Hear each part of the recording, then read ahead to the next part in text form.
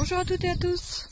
Alors ce matin, voilà, je voulais vous présenter un petit peu l'avancée de la serre que j'ai présentée donc dans une autre vidéo pour montrer un petit peu le nouveau projet de cette année qui a été réalisé donc au printemps suite au fait que ça fait quelques années que j'arrive plus à avoir de tomates et voilà, j'essayais de trouver une solution et on avait une vieille serre là qu'on ne servait plus depuis 10 ans.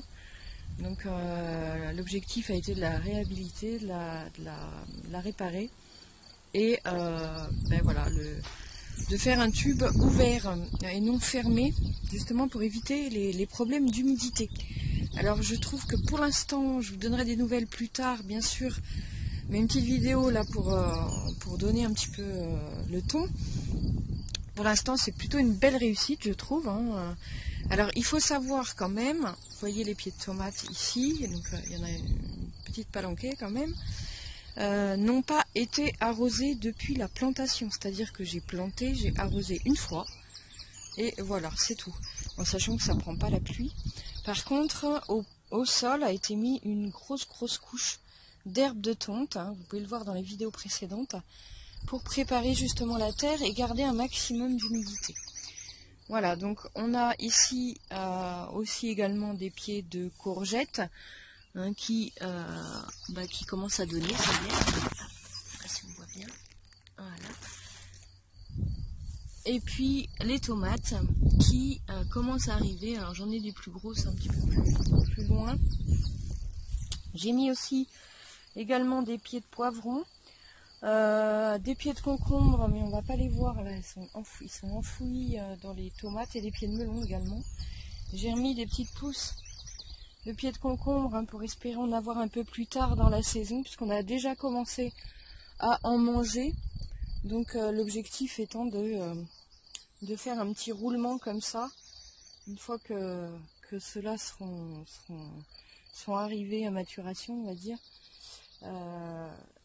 Qu'on puisse en avoir d'autres. Donc on a voilà, quand même pas mal de tomates à venir. Si vous avez un pied de concombre ici au fond.